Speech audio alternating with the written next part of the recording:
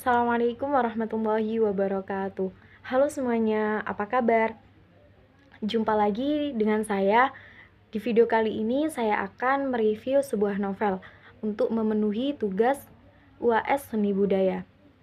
Nah, sebelum kita memulai review kita, perkenalkan terlebih dahulu, saya Asmaul Hasana dari kelas PAI 5F, nomor absen 4, dengan nomor induk mahasiswa 1262012011034 dari Fakultas Tarbiyah dan Ilmu Keguruan UIN Sayyid Ali Rahmatullah Tulungagung.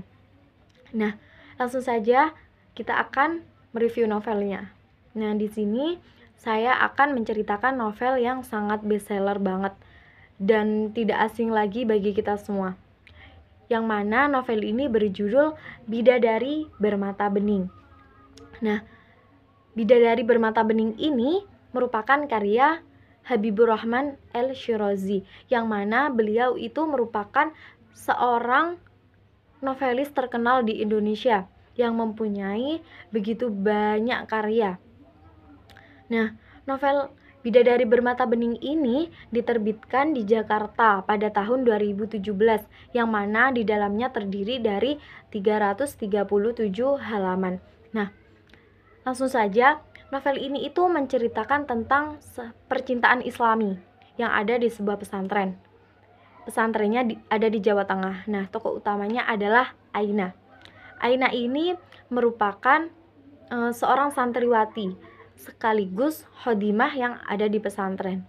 Dan yang kedua, tokoh utamanya adalah Gus Afif, yang merupakan seorang putra dari Abah Yai dan Ibu Nyai, yakni pengasuh pondok tersebut. Yang pertama kita akan menceritakan Aina. Aina itu merupakan anak yatim piatu sejak ia masih kecil. Ia itu sudah ditinggal ibunya merantau ke Arab, dan ternyata ibunya itu meninggal. Kemudian Aina itu dititipkan kepada Pak D dan Budenya yang berada di Jawa Tengah. Nah, setelah Aina besar, Aina itu disekolahkan di salah satu pondok pesantren yang ada di Magelang. Ia bersekolah di Magelang itu karena mendapatkan beasiswa. Aina itu merupakan anak yang pintar dan berprestasi. Jadi, Aina di pondok pesantren itu mendapatkan beasiswa. Nah, Aina di pondok pesantren menjadi santriwati sekaligus khodimah. Khodimah itu apa?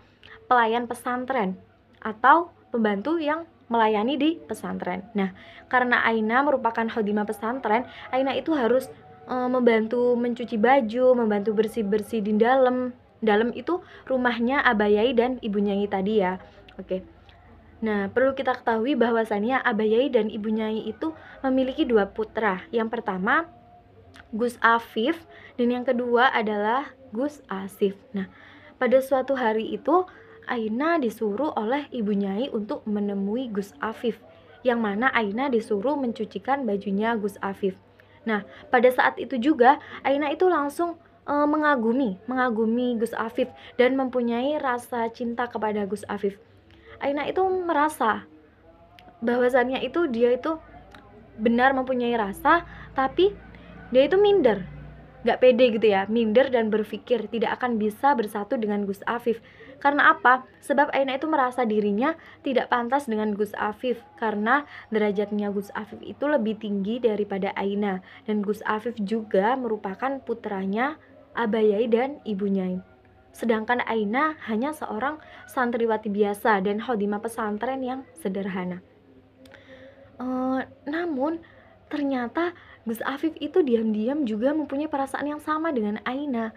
Tapi mereka berdua itu tidak punya niatan, tidak punya keinginan untuk mengungkapkan perasaannya antara yang satu dengan yang lain. Melainkan mereka berdua itu menyimpan rasa cintanya sendiri-sendiri dalam hatinya dan memilih mencintai dalam diam. Nah, pada saat Aina lulus aliyah, ia mendapatkan tawaran untuk kuliah di Jogja. Namun Aina itu menolaknya. Karena apa? Aina itu sudah merasa nyaman ya di pondok pesantren itu. Aina itu merasa bahwasannya dia mempunyai kehidupan yang baru, mempunyai keluarga yang baru, mempunyai banyak teman, mempunyai banyak orang yang sayang dan perhatian pada Aina. Nah, dari situ Aina itu tidak mau untuk meninggalkan pondoknya. Kemudian Aina memutuskan untuk mengabdi di pondok pesantren dan menolak tawaran kuliah di Jogja.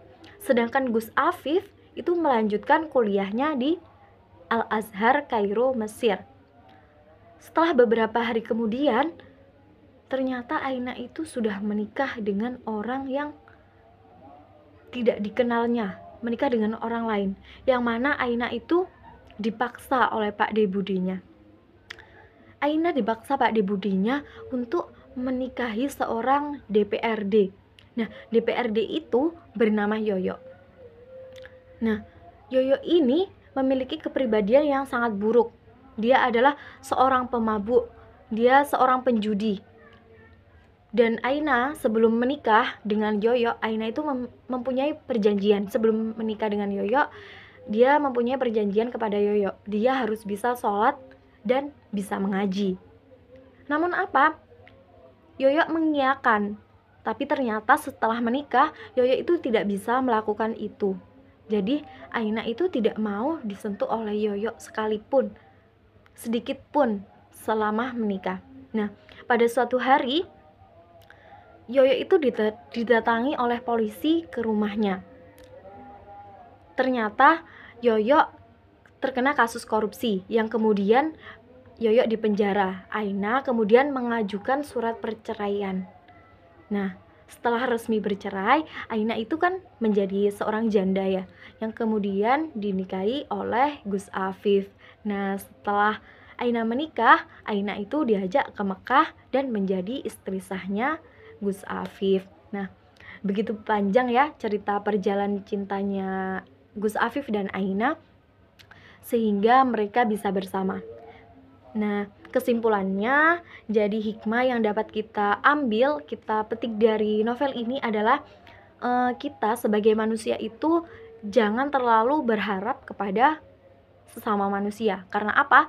Karena berharap lebih kepada manusia itu dapat menimbulkan sebuah kekecewaan yang besar, dapat menimbulkan kekecewaan yang dalam. Namun kita sebagai manusia berharaplah kepada Allah Subhanahu wa Ta'ala.